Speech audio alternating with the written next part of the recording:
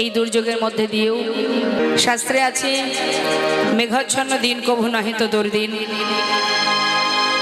হরিকথা কৃষ্ণ কথা বিহীন যেদিন, সেদিন আমাদের মানব জীবের দুর্দিন। তাই প্রাকৃতিক দুর্যোগ হতেই পারে। ত্রিতাপ জ্বালার মধ্যে একটি জ্বালা হলো এই প্রাকৃতিক জ্বালা, যেটাকে বলা হয় আদিভৌতিক জ্বালা, আদিদৈবিক জ্বালা। তা এই যে আদিদৈবিক জ্বালা, কখনো ঝড়, কখনো বৃষ্টি, কখনো ঠান্ডা, কখনো গরম, কখনো করোনা, এগুলো আমাদের ভোগ করতে হবে। কিন্তু তার ভিতর দিয়ে কতটুকু সময়, কতটুকু আমরা ভগবানের নাম করতে পারছি, প্রভুকে ভালোবাসতে পারছি, তাকে ভক্তি করতে পারছি, শ্রদ্ধা করতে পারছি, এটাই আমাদের মূল বিষয়, এটাই আমাদের মাথায় রাখতে হবে। নদিয়ার চাঁদ আমার গৌর সুন্দর সুধাম নবদ্বীপের মাঝে জীবের ঘরে ঘরে, জীবের হাতে ধরে, পায়ে ধরে, অলিতে গলিতে, ঘাটে মাঠে, সব জায়গায় হরিনাম দিয়েছেন। সর্বত্রে হরিনাম দিচ্ছেন আমার প্রভু করুণাময়। হঠাৎ তার মনের বাসনা হলো তিনি হরিনাম যজ্ঞ করবেন। নিতাই গৌর হরি বল। এখন তিনি হরিনাম যজ্ঞ করবেন কেন মা? সবই জীবের কারণে, জীবের উদ্ধারের জন্য, আমাদের কল্যাণ, আমাদের মঙ্গলের জন্য। শাস্ত্রী বললেন এই যে হরিনাম যজ্ঞ তিনি করতে চাইছেন, হরিনাম করলে কি হয়, হরিনামের মহিমা কি? আহা, এই যে এত কষ্ট করে আপনারা সবাই বসে আছেন কৃষ্ণ কথা, হরি কথা শ্রবণ করবার জন্য, তা এর পিছনে তো নিশ্চয়ই কোনো লাভ আছে। লাভ আছে না? বিনা লাভে কেউ কিছু করে? কষ্ট করে ঘন্টার পর ঘন্টা এখানে বসে আছেন কিছু তো পাওয়ার আশায়, লাভের আশায়। তা লাভটা কি কিছু পাওয়া হবে, তাই না? তো সেই পাওয়াটা কি পাওয়া? কোনো একটা বস্তু কি যেটা বাড়িতে নিয়ে গিয়ে দেখাতে পারবো? পারবো না। তবে এই লাভের ফলটা আমরা কখন পাবো? যখন আমরা এই পৃথিবী ছেড়ে আপন গন্তব্যস্থলে পৌঁছাবো। তাই গৌর হরি। তখন আজকের দিনে যে সুকর্ম, যে কর্মটুকু আপনি করছেন, লীলা শ্রবণ করছেন, হরিনাম শ্রবণ করছেন, আপনার চিত্তটাকে হরিনামে, আহা, হরিনামের মধ্যে নিজেকে ডুবিয়ে রেখেছেন, এই যে এর যে ফলটা সেটা সেদিন পাবেন। তা হরিনাম করলে কি হয়? শাস্ত্রে বললেন, মহাজন বলছেন, দান ব্রত তপ তীর্থ ক্ষেত্রাদি নাঞ্ছা যায় স্থিতা শক্তয় দেব মহাতাং সর্ব পাপ হর শোভা রাজস্ব অশ্বমেধানাং জ্ঞান আধ্যাত্ম বস্তুনা আকৃষ্ট হরিনামে স্থপিত শেষ নামেশ। অর্থাৎ আমাদের ইহ জগতে কিছু কিছু শুভ কাজ আছে, ভালো কাজ যাকে বলে, সুকর্ম, দান করা, ব্রত করা, যজ্ঞ করা, মনে করুন ধ্যান করা, তীর্থে যাওয়া, বস্ত্রদান, অন্নদান, এগুলো ভালো কাজ তো মা। গণেশ পূজা, লক্ষ্মী পূজা, কেউ বা শক্তি সাধনা করে, আবার কেউ দেখবেন গণেশ পূজা করে, কেউ বা আবার কালী পূজা করে, কালী মা কালীকে ভালোবাসে। তো এই যে প্রত্যেকটা শুভ কাজ আছে আমাদের সমাজে, যত রকমের ভালো কাজ আছে, এই ভালো কাজ করলে যে সুফল আমরা পাই, শাস্ত্রে বললেন প্রত্যেকটি ভালো কাজের আলাদা আলাদা ফল আছে।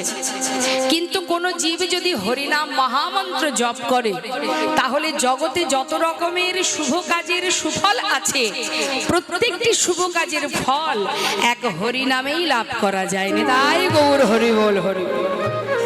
তার মানে কেউ যদি হরিনাম করে তাতে সব রকমের ফল আমরা লাভ করতে পারবো। তাই তুমি যে কর্মই করো না কেন, নাম ছাড়া কলিজীবের নাহি আর ধর্ম, সর্বধর্ম সার নাম এই শাস্ত্র মর্ম। হরিনাম মহামন্ত্র জপ করো, হরিনাম মহামন্ত্র যেভাবেই করো না কেন, ইচ্ছাই করো অনিচ্ছাই করো, হেলাই বা শ্রদ্ধায় যে বা নাম লয়, ক্রমে ক্রমে কৃষ্ণ ভক্তির হয় উপজয়। কৃষ্ণ গালি দিতে কেউ যদি করে কৃষ্ণ নাম উচ্চারণ, সেই নাম হয় তার মুক্তির কারণ। দেখবেন অনেকে যারা নাস্তিক ব্যক্তি, হরে কৃষ্ণ মাগো, যারা পাষণ্ড, যারা ভগবানকে ভালোবাসে না, হ্যাঁ, ভগবানের নাম শুনলেই তার জ্বালা উঠে যায়, রাগ হয়, সব শুনতে রাজি, ভগবানের নাম শুনতে রাজি নয়। এরকমও ব্যক্তি জগতে আছে। এই ধরনের যারা আছে জগতে, তারা দেখবেন সাধুদেরকে দেখলে ব্যঙ্গ করে। তো ব্যঙ্গ কিভাবে? জয়নিতা, মানে এটা কিন্তু সে ব্যঙ্গ করছে সাধুকে, কিন্তু শাস্ত্রে বললেন কাউকে গালি দিতেও যদি কৃষ্ণ নাম মুখে বলা হয়, সেই নামই তার মুক্তির কারণ হয়ে দাঁড়ায়। তাই গৌর হরি হরি। অর্থাৎ তুমি যেভাবেই বলো তাতে উপকার। কিছু কিছু জায়গার নাম আছে ভগবানের নামে, যেমন মনে করুন কৃষ্ণনগর, গোপালনগর, বিষ্ণুপুর, অর্জুনপুর, আছে না? আছে তো, বাপরে বাপ। তা এখানকার নাম কি? শ্রীরামপুর। তার মানে এখন এই যে জায়গার নাম কি? ভগবানের নামে, তাই তো? এখন আপনার ইচ্ছাই হোক অনিচ্ছাই হোক, আপনি তো বলবেন চল যাই শ্রীরামপুরে, বা কৃষ্ণনগর, বা গোপালনগর, গোবিন্দপুর যেতে পারি, বলতেই পারি। এই যে নিত্য আমরা বলবো চল যাই কৃষ্ণনগর, চল যাই গোপালনগর, এই যে বলবো কৃষ্ণ কৃষ্ণ কৃষ্ণ কৃষ্ণ, শাস্ত্রে বললেন যেভাবেই বলো নামের একটা ক্রিয়া কাজ করবেই করবে। তাই গৌর হরি বল হরি বল। কখনো দেখবেন আগেকার সময়ে মা বাবারা ছেলে মেয়ের নাম রাখতো ভগবানের নামে, এখন না হয় রাখে না, এখন একটু আপডেট হয়েছে তো, এখন আর ভগবানের নামে রাখে না, বলে ওসব পুরানো হয়ে গেছে। এখন নিত্য নতুন নাম বেরিয়েছে না, এই সবটাও কি বাবা দেশি নাম নয়, সব বিদেশি নাম, জনি, বনি, রনি রাখে না। এখন আর ভগবানের নামে রাখে কেউ? এখন সব বিদেশি নাম, বলে ওসব নাম চলবে না, ব্যাকডেটেড। নিত্য নতুন নাম। তা দেখুন নামেরও একটা মহিমা আছে মা। আপনি সন্তানের নাম রাখবেন ভগবানের নামে, তার একটা ক্রিয়া হবে না?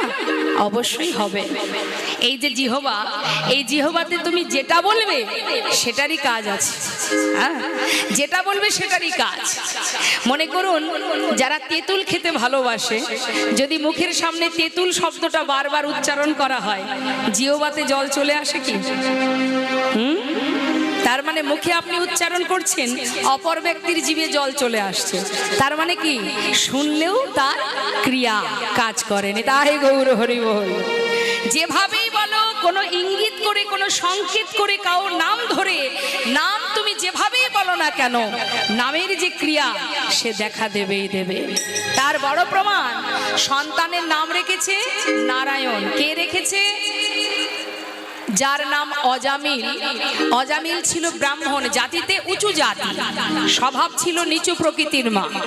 সে কি করত? চুরি করত, ডাকাতি করত, খুন করত, হ্যাঁ, তাদের সন্তানদের নিয়ে প্রতিদিন সন্ধ্যা হবে আর ডাকাতি করতে বেরিয়ে যাবে। আর তার ছোট ছেলের নাম লোমশ মুনি বলে একজন মুনি, তিনি একটা বিশেষ রোগাক্রান্ত ছিলেন। তা দেবর্ষি নারদ বলেছিলেন, যে জাতিতে উঁচু, স্বভাব নিচু, তার কর্ম খুব নিচু প্রকৃতির, এমন কোন ব্রাহ্মণের ঘর থেকে ভিক্ষা করে এনে যদি তুমি সেবা করো, তবে তোমার রোগ ভালো হয়ে যাবে। এখন লোমশ মুনি ওই অজামিলের বাড়িতে ভিক্ষা করতে গিয়ে দেখছে তার কোলে ছোট্ট একটা, তার স্ত্রীর কোলে ছোট একটি পুত্র সন্তান। ভিক্ষা করে এনে সেবা করবার পর যখন তার রোগ ভালো হয়ে যায়, মনে মনে ভাবলেন আমি এত উপকৃত হলাম, কিন্তু আমি যখন খুশি হলাম, যাই ওকে একটা আশীর্বাদ স্বরূপ বর দিয়ে আসি। আবার অজামিলের বাড়িতে গেছে, অজামিল সসম্মানে বসতে দিলেন। তখন লোমশ মুনি বললেন, দেখো তুমি আমার এত বড় উপকার করেছো, আমি তোমার ছোট যে সন্তান, ওই যে ছোট্ট বালকটি, সদ্যজাত শিশু, ওর নাম দিলাম নারায়ণ। নিতাই গৌর হরি। কি নাম দিল মা? নারায়ণ। যেদিন অজামিলের অন্তিম সময় আসে, শয্যায় ঘুম শুয়ে আছে, মৃত্যু মুখে আসছে যমদূত, নিয়ে যাবে, হরি বল। যমদূতকে দর্শন করে অজামিল চিৎকার করে নিজের সন্তানকে ডাকছে, নারায়ণ, নারায়ণ, নারায়ণ আমার কাছে আয়, নারায়ণ আমার কাছে আয়, নারায়ণ একবার আমার কাছে আয়। আর্তনাদ করে ডাকছে। দেহের যতটুকু শক্তি আছে সেই শক্তিটুকু প্রয়োগ করে চিৎকার করে নারায়ণ নারায়ণ বলে যখন ডাকছে, বৈকুণ্ঠের নারায়ণের সিংহাসন টলে গেছে। কেন বাবা? ডাকার মতো যদি কেউ একবার ডাকতে পারে, সেই ডাক যদি প্রভুর কানে একবার পৌঁছায়, সারা জীবন ডাকতে হবে না। যে অজামিল সারা জীবন ভগবানকে ভালোবাসেনি, নিজের পুত্রকে যেই না ডেকেছে, বিষ্ণু লোক থেকে দুধ পাঠিয়ে দিয়েছে সোনার সিংহাসন দিয়ে অজামিলকে নিয়ে যাবার জন্য। জিজ্ঞাসা করছে যমদূতদের, তোমরা কেন এসেছো?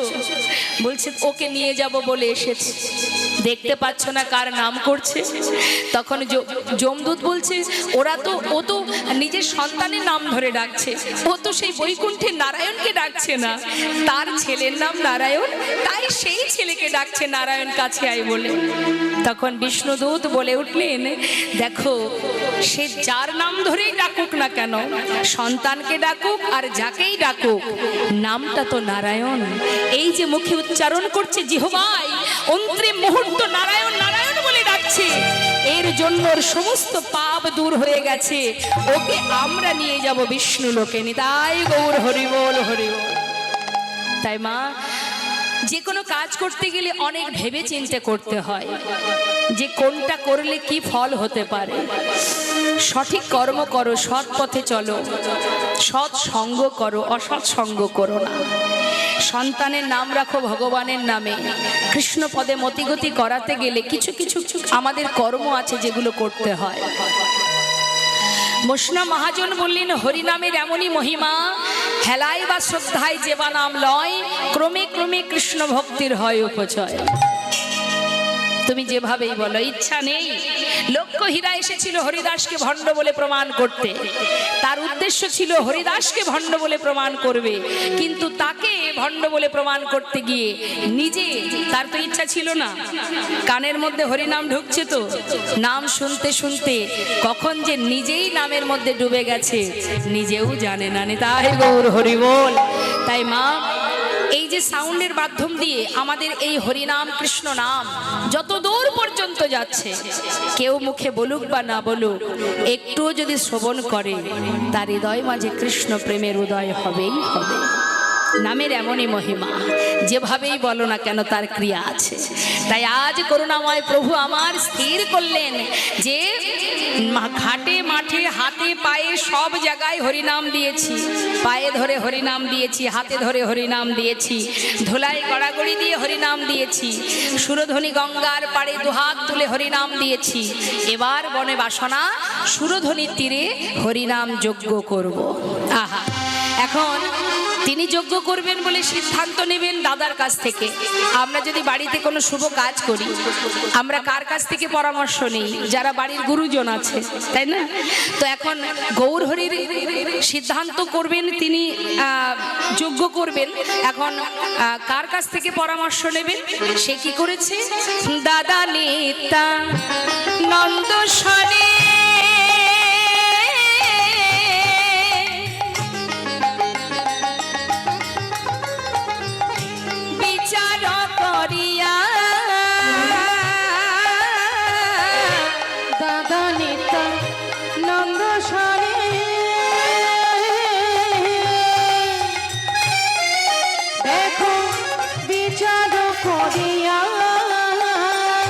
পরামর্শ করিলা, পরামর্শ করিলা, কি করিতে হবে দাদা?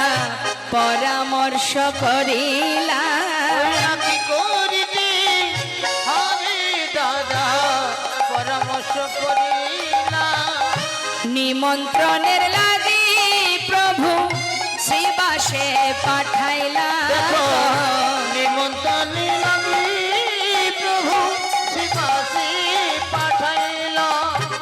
দাদা, তুমি বলে দাও, আমি হরিনাম যজ্ঞ করব, কিভাবে করতে হবে, কি কি কাজ আছে? গৌর হরি কি জানে না মা? তিনি তো ভগবান, তিনি তো ভগবান, তিনি তো সবই জানেন, কিন্তু নিজে আচরণ করে জীবকে শিক্ষা দিচ্ছেন। নিতাই চাঁদ বলছে, নিমাই তুই যদি হরিনাম যজ্ঞ করতে চাস, সবার আগে শ্রীধাম নবদ্বীপে এই নদিয়ার মাঝে যত সাধু গুরু বৈষ্ণব আছে সবাইকে নিমন্ত্রণ করতে হবে। নিতাই গৌর হরি বল। সর্বত্র নিমন্ত্রণ করতে হবে, কাউকে বাদ দেওয়া যাবে না। সবাইকে নিমন্ত্রণ করতে হবে, সাধুগুরু বৈষ্ণবকে। মহাজন বলছেন, বৈষ্ণবের চরণ রজ অবনীর সুখ সম্পদ, শুনো ভাই দিয়া এক মন, আশ্রয় করিয়া ভজে তারে কৃষ্ণ নাহি ত্যাজে, আর সব মরে অকারণ। বৈষ্ণবের চরণ জল কৃষ্ণ ভক্তি বল, আর কিছু নাহি বলবন্ত। বৈষ্ণবের চরণ রেণু মস্তকের ভূষণ বেনু, আর নাহি ভূষণের অন্ত। মহন্তের স্বভাব হয় তারিতে পামর, নিজ কার্য নয় তবু জান পর ঘর। যাও, বৈষ্ণব ছাড়া কি যোগ্য সম্ভব? সাধুগুরু বৈষ্ণবকে নিমন্ত্রণ করতে হবে, কাউকে বাদ দেওয়া যাবে না। এখন নিমন্ত্রণের দায়িত্ব কাকে দেব দাদা? ওমা চিন্তা করছে গৌরহরি, নিমন্ত্রণের দায়িত্ব কাকে দেওয়া যায়? বলছে নবদ্বীপে একজন আছে যে সমস্ত অলিগলি চেনে। কে সে? না শ্রীবাস পণ্ডিত। নিতাই গৌরহরি বল। এখন শ্রীবাস পণ্ডিত দাপর যুগে কে ছিল বলুন তো? জোরে বলুন। কলিযুগে শ্রীবাস, দাপরে কে ছিলেন? কে বললেন? এদিক থেকে এদিক শব্দ পেলাম, কেউ যেন বললো কিছু। মায়েরা জানেন না তো? হ্যাঁ, দেবর্ষি নারদ। হ্যাঁ, একটু জোরে বললেই তো হয়। দেবর্ষি নারদ কলিতে হয়েছে শ্রীবাস পণ্ডিত। বলছে নিমন্ত্রণের দায়িত্বটা শ্রীবাসকে দিয়ে দাও, কারণ সমস্ত নদীয়ার অলিগলি সবই শ্রীবাস চেনে। যাক, এখন নিতাই চাঁদ বলছে শ্রীবাস নিমন্ত্রণ তো করতে হবে, নিমন্ত্রণের নিয়ম জানো? না প্রভু, তুমি বলে দাও। কিভাবে নিমন্ত্রণ করব? নিমন্ত্রণ পত্র লিখে শ্রীবাসের হাতে দিয়ে এবার নিয়মগুলো কি কি শিখিয়ে দিচ্ছে। আচ্ছা, এবার আপনাদের কাছে জিজ্ঞাসা করি, যখন বাড়িতে কোনো শুভ কাজ হয়, মনে করুন একটু বৈষ্ণব সেবা দেবেন কি হরিবাসর দেবেন, তো আপনার আত্মীয় স্বজনকে নিমন্ত্রণ করেন, কিভাবে করেন? এখন তো সব ফোনেই হয়ে যায়, তাই না? দেখ যেতে পারছি না ভাই, কিছু মনে করিস না, সবাই মিলে চলে আসিস, তাই তো? এখন সব ফোনেই হয়ে যায়। কিন্তু নিমন্ত্রণের নিয়মটা কি মা? আজ দেখুন শাস্ত্র কি বলছে। শ্রীবাস শোনো, নিমন্ত্রণের পত্র নিয়ে সকলের দ্বারে দ্বারে যাবে। নিমন্ত্রণ করবার সময় কি করতে হবে শুনে নাও। পত্রখানি দেবে হাতে, চরণ ধুলি নেবে মাথে। নিতাই গৌর হরি বল, গৌর হরি বল। চরণ ধুলি নেবে মাথে, পত্রখানি দেবে হাতে, আর চরণ ধুলি নেবে মাথে। নামে যোগে সবাই যেন আসে, নামে যোগে সবাই যেন আসে।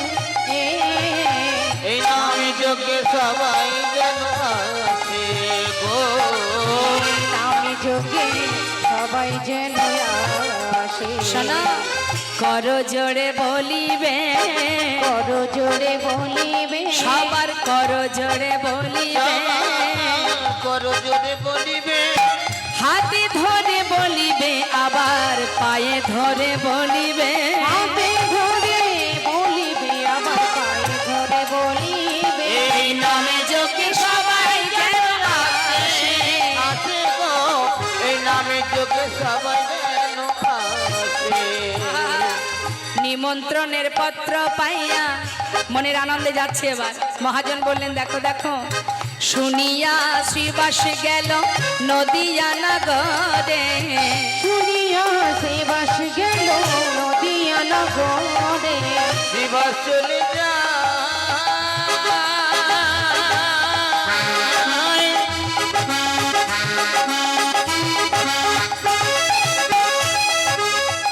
ওই দেখো নদীর পথে পথে,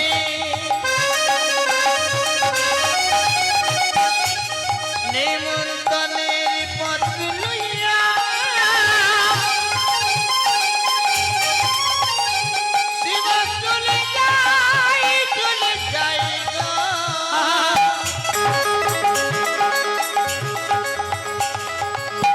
ওই দেখো নদীর পথে পথে, হরি বল, হরি বল। শ্রীবাস চলে যায় গো। শুনিয়া শ্রীবাস গেল নদিয়া নগরে। নিমন্ত্রণ করিল সবে যোগে আসিবারে। নিমন্ত্রণ করিল আপনারাও আসিবেন, আপনারাও আসিবেন, আপনারাও আসিবেন, আপনারাও আসিবেন, হরিনাম মহাযোগে আপনারাও আসিবেন, হরি নামে মহাযোগে আপনারাও আসিবেন, ওই হরিনাম মহাযোগে সুরধ্বনির তটভূমে হরি জয় গৌর হরি বল হরি বল হরি বল। ধনী পটভূমে হরি নামে মহাযোগে বলে আপনারাও আসিবেন, আপনারাও আসিবেন, এই হরি নামে যোগে সবাই যেন আসে, আসে গো, এই নাম যোগে সবাই যেন আসে। হরিনাম মহাযজ্ঞে সবাইকে নিমন্ত্রণ, সবাই যেন আসে। হরি বল হরি বল। যেই না নিমন্ত্রণ করেছে মা আনন্দ ধরছে না। আজকের এই হরিবাসরের জন্য আপনাদের ঘরে ঘরে সবার দ্বারে দ্বারে যখন ভিক্ষা হয়েছিল সবাইকে বলেছে যে এই মাঠে সবাই আসবে, হরিনাম মহাযজ্ঞে সবাইকে নিমন্ত্রণ। তো বলুন দেখি মা, এমন নিমন্ত্রণ পেয়ে সমস্ত নদেবাসীরা আনন্দ ধরছে না কেন? তারা আনন্দে আত্মহারা যে গৌর হরি হরিনাম যজ্ঞ করবেন, অর্থাৎ সুরধ্বনির তীরে যদি আমরা সবাই যেতে পারি আমাদের গৌর হরিকে সবাই দেখতে পাবো না। তাই গৌর হরি বল। যার জন্য এই যজ্ঞ তাকে যদি সাক্ষাৎ দর্শন করা যায়। আপনারা তো সারাদিন ধরে এখানে লীলা শ্রবণ করছেন, যাকে চোখে দেখেননি, যার কথা শোনার জন্য আপনারা ঘন্টার পর ঘন্টা বসে আছেন, কতটা ভালোবাসলে চোখে না দেখেও তাকে ভরসা করা যায়, তাকে ভালোবাসা যায়। আর সেই মানুষটি যদি একবার সামনে এসে দাঁড়ায় মা, আর কি আমরা ঘরে ফিরতে পারবো গো? যখন নদেবাসী খবর পেল প্রভু আমার হরিনাম যজ্ঞ করছে, আনন্দ আর ধরছে না তাদের। তারা সবাই মিলে ছুটতে ছুটতে যাচ্ছে। মহাজন পদাবলিতে লিখছেন, শুনিয়া সবাই যাচ্ছে, নিমন্ত্রণের পত্র পাইয়া আনন্দিত মন, নিমন্ত্রণের পত্র পাইয়া আনন্দিত মন, সুরধ্বনির তীরে আসি দিল দর্শন। জয় গৌর হরি বল হরি বল। ও সুরধ্বনির তীরে আসি দিল দর্শন, সুরধ্বনির তীরে আসি দিল দর্শন, আনন্দ ধরে না, আনন্দ ধরে না, আনন্দ ধরে না, আনন্দ ধনে না, আজ গৌর বদন হেরবে বলে আনন্দ ধরে না, আজ গৌর বদন হেরবে বলে আনন্দ ধরে না, আজ গৌর বদন হেরবে বলে হরি হরি হরি বলে। গৌর জয় গৌর হরি বল গৌর হরি বল। হরি হরি বলে, গৌর বদন হেরবে বলে আনন্দ ধরে না, ওই না সুরধ্বনি তীরে আসি দিল দর্শন। ওই সুরধ্বনির তীরে আসি দিল দর্শন, নয়ন ভরে গোরার সকলে হেরিল, বাসুদেব ঘোষে হেরে যেন প্রভাসে মিলিল। বাসুদেব ঘোষে কহে যেন প্রভাতে মিলিল। জয় গৌর হরি বল হরি বল হরি বল। সেই সুরধ্বনির তীরে অপূর্ব শোভা দর্শন করে বৈষ্ণব মহাজন যিনি পদাবলী লিখেছেন তিনি বলছেন, দেখলে যেন মনে হচ্ছে সুরধ্বনি গঙ্গার তীরে যেন প্রভাস মিলন হয়েছে। হরি বল। আজ মহাজনী পদাবলী দিয়ে আমরা গৌরচন্দ্রিকাকে বিশ্রাম রাখলাম। এবার আমরা চলে যাব লীলা কথায়। তা চলুন যাই সবাই মিলে উলুধ্বনি হরিধ্বনি করে শ্রীধাম বৃন্দাবনে। কি ঘুম আসছে না তো? কারোর ঘুম আসছে না তো? বেশ, তা তো একবার হাত তুলতে হবে আর বৃন্দাবনেশ্বরী প্রেমময়ী রাধারানীর নামে একবার জয়ধ্বনি বলিয়ে রাধা রানী কি।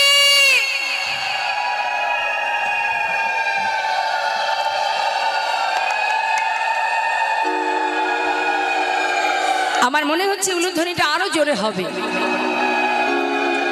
সবাই তো দিচ্ছেন না, কি হয়েছে? দেখুন এই যে উলুধ্বনি উ আর লু দুটো অক্ষর, এর মধ্যে রাধা কৃষ্ণ দুজনে বিরাজ করে। উতে আছে রাধা রানী, লুতে নীল কান্তমণি, তাই সবাই করো যুগল ধ্বনি। তাই যদি আপনারা উলুধ্বনি করেন তাতে কিন্তু রাধা কৃষ্ণের যুগল ধ্বনি হয়ে যায়। হ্যাঁ, তাই আমরা বলবো সবাই মিলে আপনারা উচ্চস্বরে উলুধ্বনি হরিধ্বনি করবেন।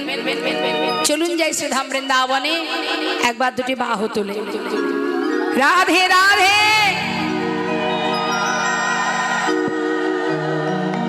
বৃন্দাবন ধাম অপার,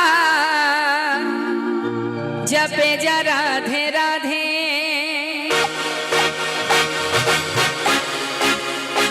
রাধে শ্যাম, হাতে তালি দিয়ে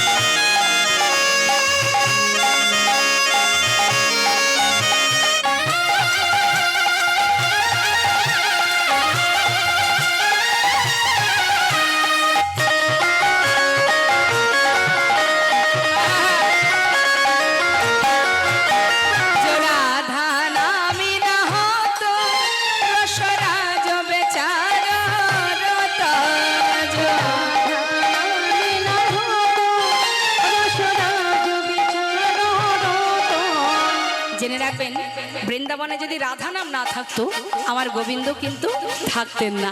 হ্যাঁ, নাহি হতো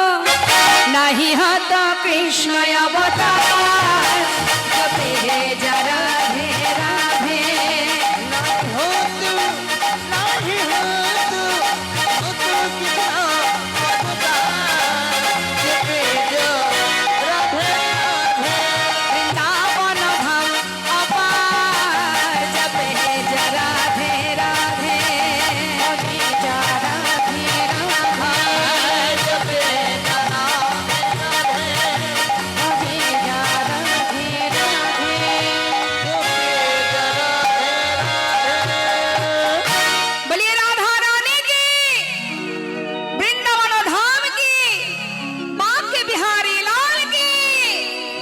রাধে শ্যাম, জয় রাধে রাধে। শ্রীধাম বৃন্দাবন আমরা একটু জানবো, ভগবান কৃষ্ণ প্রভাস নদীর তীরে যজ্ঞ করেছিলেন, তার কারণটা কি ছোট করে একটু জানবো মা। কিছু কিছু কারণ আছে, ছোট ছোট করে একটু আমরা শ্রবণ করব।